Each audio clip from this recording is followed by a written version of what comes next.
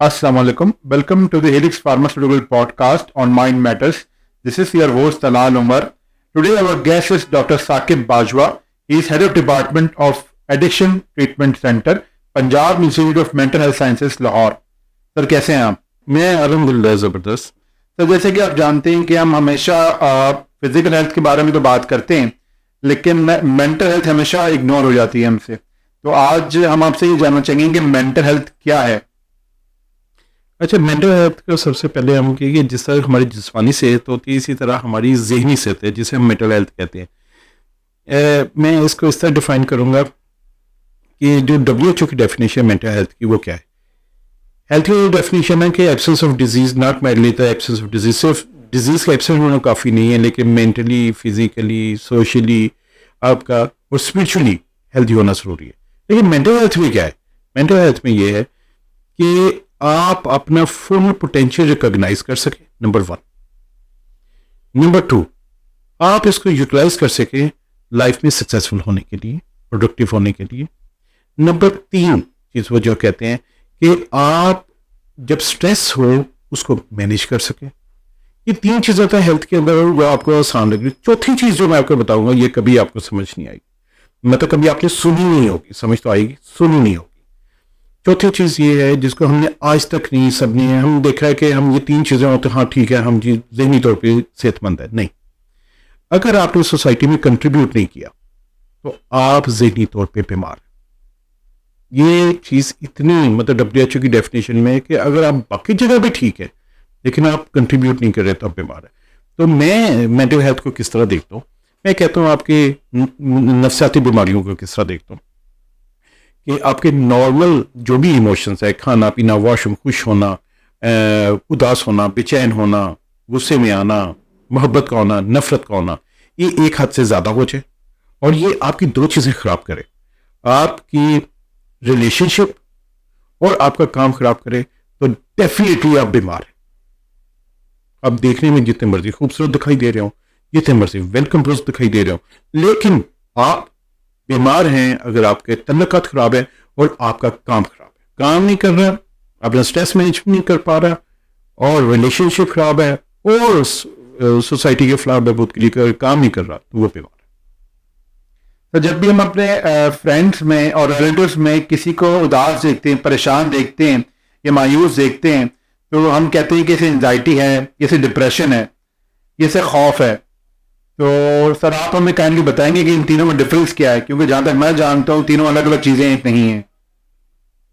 अच्छा जी, सबसे पहले तो एंजाइटी क्या है? एंजाइटी एक इसे हम कहेंगे फ्यूचर का खौफ, बेचैनी पैदा होना कि फ्यूचर में ये चीज़ नहीं हो सके तो हम परेशान हो जाएंगे, बेचैन हो जाएंगे। तो ये कहीं ना कहीं इंटरलिंक्ड है। वो जो खौफ, डर के लोग मेरे पीछे लगे हुए हैं या कोई मुझे जान से मारना चाहता है, ये एक डिफरेंट चीज़ है। इसे हम स्किज़ोफ्रेनिया के अंदर लेके आते हैं। तो आमतौर पे एंजाइटी का होना एक अच्छी बात है। अगर हमें डर ना हो फेलियर का तो हम कैसे पढ़ेंगे? तो एंजाइटी का 0 हो जाना या एंजाइटी का 100 हो जाना, ये दोनों गलत है। हाँ, मॉडरेटली एंजाइटी मौजूद होनी चाहिए, हमारी कंपटीशन के लिए अच्छी है, हमारे आगे निकलने के लिए अच्छी है। अगर एंजाइटी नहीं होगी तो हम कोई भी एग्जाम की कोई प्रिपरेशन नहीं करेगा, या कोई एंजाइटी नहीं होगी तो हम कमाने की तरफ नहीं जाएंगे कि हमें पैसों की कमी ना हो जाए। तो एंजाइटी का, लेकिन एंजाइटी का डिसऑर्डर में कन्वर्ट हो जाना ये गलत है। एंजाइटी नॉर्मली आपकी ग्रोथ के लिए अच्छी है, लेकिन जब डिसऑर्डर हो जाएगा तो फिर वही है, आपके रिलेशन खराब होंगे, काम खराब होंगे। मतलब एक पर्सन को बहुत ज़्यादा एंजाइटी रहती है स्टेज पे जाने की, वो कभी स्टेज पे जाते ही नहीं। या एक बंदे को एंजाइटी होती है घर से बाहर निकलने की, वो घर से बाहर नहीं निकलता। इसको हम कहते हैं, बड़ा मजे का नाम है, house bound house wife syndrome. वो बंदे को इतना वो ये पैनिक डिसऑर्डर विद एगोराफोबिया के अंदर उसे कहते हैं, इतना ज़्यादा खौफ होता है बाहर निकलने का, वो घर से बाहर ही नहीं निकलता। और सारी बात है, जब बाहर नहीं निकलेगा तो रिलेशनशिप खराब होंगे। और रिलेशनशिप कैसे खराब होते हैं? मियाँ बीवी, बीवी बाहर निकलना चाहती है, बाहर नहीं निकलता, या बीवी नहीं बाहर निकलती, या फिर वो ये कोई रिलेटिव आए तो उनको मिलने के लिए नहीं आगे जा रहा बाहर। तो इस तरह की जो चीज़ें हैं ये रिलेशनशिप को खराब करती है। तो एंग्जाइटी नॉर्मल है, हम सब में होती है, होनी चाहिए, हमारी सर्वाइवल के लिए ज़रूरी है, लेकिन इसका डिसऑर्डर हो जाना वो गलत। सर मेंटल हेल्थ से रिलेटेड कुछ मिसकॉन्सेप्शंस हैं जो आप डेली बेसिस पे इनकाउंटर करते होंगे अपनी प्रैक्टिस में, उसके बारे में कुछ बताना चाहेंगे सर आप? मैंने जो ज़्यादातर लोगों को देखा है वो ये कहते हैं कि नहीं नहीं नहीं, ये दवाइयाँ हमें लग जाएंगी, हमने दवाई नहीं लेनी। असल में वो ये कहना चाहते हैं कि हमें साइकेट्रिक कंडीशन लेबल ही ना करें। उनके बीमारियां चल रही होती हैं, वो किसी को नहीं बताते, चुप रहती है। अगर फैमिली को पता भी चल जाए, फैमिली किसी को नहीं बताइए। खासतौर पे अगर वो यंग लड़की है, वो कहते हैं इसकी शादी का इशू है, तो हमारे यहाँ पे स्टिग्मा बहुत ज्यादा है। हाँ, अब हमारे पास आते हैं, कहते हैं अच्छा दवाई देनी है तो थोड़ी सी दीजिएगा। उनका मिसकॉन्सेप्ट ये है कि एक तो ये बीमारियां कहीं पे हमेशा के लिए दवाई ना लग जाए, दूसरा उनका ये होता है कि ये दवाइयां जो हैं सुलाने वाली दवाइयां हैं। मैं जिस तरह कहता हूँ, जिस तरह खांसी के जो सिरप है अगर वो लेंगे तो उससे भी नींद आएगी, लेकिन वो नींद के लिए नहीं हम देते। इस तरह हाँ, कुछ दवाइयों में नींद है, लेकिन जो लेटेस्ट दवाइयां हैं उनमें नींद नहीं है, जो कि बेचैनी को कंट्रोल करती हैं। अगर हम कोई ऐसी दवाई देते हैं जिसकी आदत पड़ सकती है, यूजुअली हम अब ऐसी दवाइयां नहीं आ गई जो कि नहीं आदत डालती, लेकिन उनको भी हम 2 माह से ज़्यादा नहीं देते। अब पेशेंट क्या करते हैं, उनकी बेचैनी कम होती है, तो वो जो दवाइयों से डर रहे होते हैं, वो ऐसी दवाई हम जब उनसे पूछते हैं तो ऐसी दवाई खुद से ही ले रहे होते हैं जो कि उनको नहीं लेनी चाहिए थी। वो 2-2 साल से खुद से ट्रंकुलाइजर्स, मैं नाम नहीं लूंगा, कौन ट्रंकुलाइजर्स को ले रहे होते हैं बगैर किसी को पूछे, किसी से एम सुन के। तो मैं ये कहूँगा कि आप ये दवाइयाँ हमेशा के लिए नहीं है। एंग्जाइटी का बहुत अच्छा कंट्रोल है, और एंग्जाइटी के इस दवाइयाँ सिर्फ बैसाखियाँ हैं। इसके साथ हम साइकोथेरेपी करवाते हैं, क्योंकि साइकोथेरेपी के अंदर एक्चुअली आप माइंड कंट्रोल सीखते हैं, अपने दिमाग को कैसे कंट्रोल करना है बेचैनी की सिचुएशन में, एंगर की सिचुएशन में, खौफ की सिचुएशन में आपने कैसे अपने दिमाग को स्टेबल रखना है, ये सीखना पड़ेगा। बहुत से लोगों को ने ये नहीं सीखा होता, या उनकी फैमिलीज में इतना ज़्यादा हाई एक्सप्रेस इमोशन है कि इतना ज़्यादा डांटा जाता है कि उन बच्चों के अंदर शुरू से ही खौफ पैदा हो जाता है। तो इसको सीख के ख़त्म किया जा सकता है, इस खौफ को। सर मेंटल हेल्थ से रिलेटेड कुछ स्टिग्मास हैं जो कि मैं समझता हूँ बहुत बड़ी रुकावट हैं एक मरीज को साइकेट्रिस्ट तक पहुंचने में, जिसकी ये वो स्टिग्मास हैं जिसकी वजह से एक मरीज अपना प्रॉपर इलाज नहीं करवा पाता, क्योंकि वो सोचता है कि अगर किसी ने इसको देख लिया साइकेट्रिस्ट से इलाज करवाते हुए तो वो सोचेगा कि वो पागल है। तो सर इसके बारे में कुछ बताना चाहेंगे आप हमें? लोगों के जहन में यह है कि जब भी कोई भी इंसान पागल नहीं करवाना चाहता,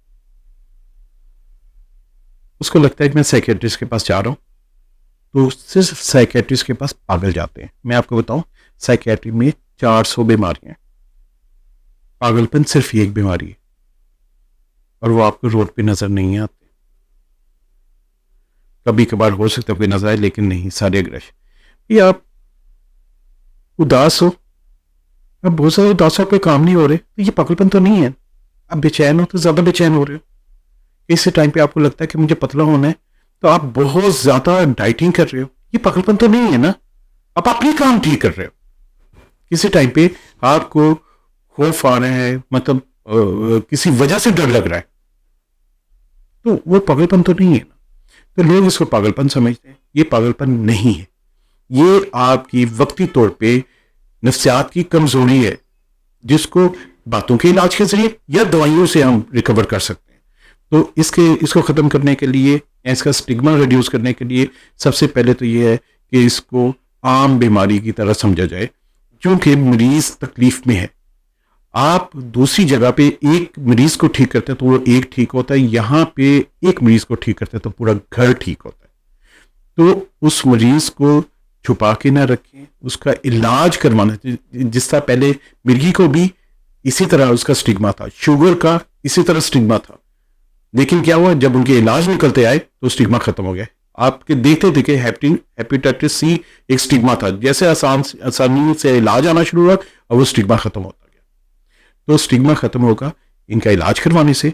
दूसरा, अवेयरनेस प्रोग्राम जिस तरह आप रन कर रहे हैं, इस तरह करने से, इसके ऊपर बातचीत करने से, और जब भी कोई मसला हो तो जरूरी है दवाइयों वाले साइकोलॉजिस्ट के पास जाए, उससे बातचीत करें। इससे आपके मसले में रहने के बजाय उस मसले को हल करना चाहिए। सर आप क्या समझते हैं कि अदर देन मेडिसिन, एक्सरसाइज का आपके डेली लाइफ रूटीन का और आपके न्यूट्रिशन का क्या रोल है मेंटल हेल्थ के ऊपर?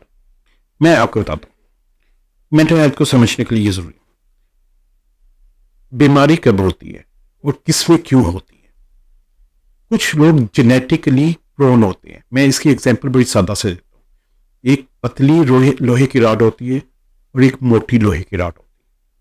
पतली लोहे की रॉड का मतलब जेनेटिकली आप वीक है, जब स्ट्रेस आएगा तो रॉड दब जाएगी। और मोटी लोहे की रॉड होती है जेनेटिकली आप स्ट्रांग है, स्ट्रेस आएगा तो नहीं दबेगी। हम जीन्स को तो चेंज नहीं कर सकते, हम क्या कर सकते हैं, स्ट्रेस मैनेजमेंट कर सकते हैं। हमें स्ट्रेस मैनेजमेंट सीखनी है। इसमें मैं टेक्निक बताऊंगा, एक छोटी सी टेक्निक है, हैंड्स टेक्निक। आपके दो दोस्त होने चाहिए, जब आपको प्रॉब्लम हो तो आप उनसे शेयर कर सकें।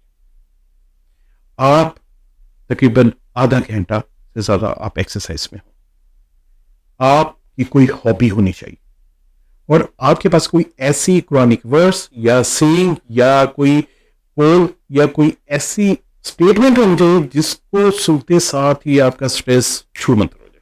ये सर लोगों को, बहुत से लोगों को मसला होता है कि हम पे मुश्किल आ गई है। तो अल्लाह ताला ने कुरान पाक में कहा हुआ है कि सूरह बकरा की आयत नंबर 155 अल्लाह ताला कहता है कि मैं तुम्हें वाला नब्लु वन्नकुम बशीर में खौफ वजूह, मैं तुम्हें जरूर आजमाऊंगा खौफ के साथ और भूख के साथ। वन नुक्स मैंने वाली और नुकसान माल का, माल जो भी आपकी पोजेशन में होता है माल कहते हैं, वल अनफुस वजात का, वह समरात और जो फल दिए गए, जो भी अता किया गया, वह बशरी साबरी और सब्र करने वाले के लिए खुशखबरी। ये जब आयत पढ़ता तो सारा सुकून क्या भाई, अब मुझे पता है भाई मुझे जिंदगी में हर वक्त चैलेंज मिल नहीं मिला, ये चैलेंज है, उसमें सब्र करना है। अल्लाह ताला एक जगह कहते हैं माल और औलाद दे के भी आजमाऊंगा, लेके भी आजमाऊंगा। तो ये हेल्थ टेक्निक जो है आपको स्ट्रेस से दूर रखती है। दूसरा, लोगों की तारीफ करें। हर वक्त अपनी ज़हन से इस खौफ को निकाल दें कि आपको जज किया जाएगा। मैंने और अपने आप को सराउंड करें पॉजिटिव लोगों के साथ। मतलब अब तो बहुत आसान होगा, फेसबुक पे आप जो चीज़ पॉजिटिव देखते हैं बाद में पॉजिटिव आती रहती है, उसके आपका स्ट्रेस जो है ना वो कम होगा। सर स्ट्रेस को कम कर लिया तो हमारी 50% इलनेसेस ठीक हो जाएंगे। तो एक चीज़ जो मैं सबसे ज़्यादा एडवोकेट करता हूँ, बच्चों के अंदर भी बड़ों के अंदर भी, हॉबी के तौर पे भी, स्पोर्ट्स एक ऐसी चीज़ है, फिजिकल स्पोर्ट, जिसके अंदर हमें ये सब कुछ मिल जाता।